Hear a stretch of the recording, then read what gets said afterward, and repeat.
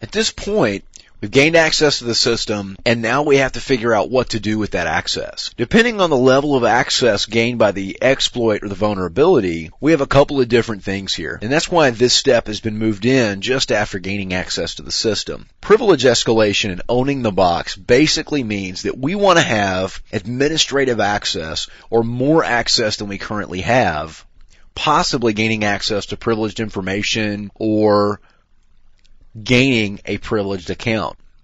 A great example of this is starting out at guest level, for example, as a web browser or internet user account, and moving up from normal user or guest user to increase the privilege levels to power user or possibly an administrative group or even the administrator or the root account.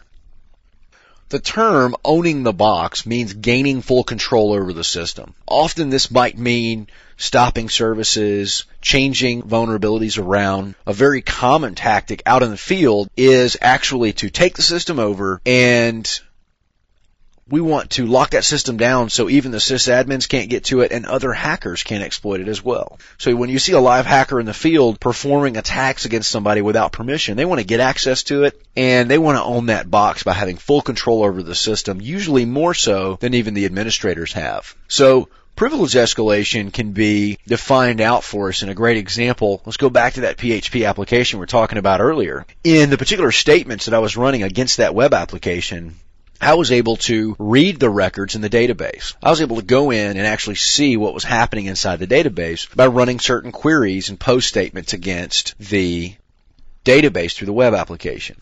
Well, I may have wanted to perform even more and see just how far I could go with that by trying to escalate the privileges that I was using to query against the database. So I might go ahead and try to drop a table, for example, or remove the table from the database. If I get a permission denied, I want to elevate those privileges so that I can perform that action. I can do that in a lot of different ways. If there's PHP session IDs, or if there are possibly user accounts that might exist where you have to log into that system, then I would try to possibly manipulate the record for one of the accounts that has sysadmin privileges and log in under that account and perform the actions that I want. So again, privilege escalation is a very common process involved once you've gained access to the system so that you can ultimately own that box.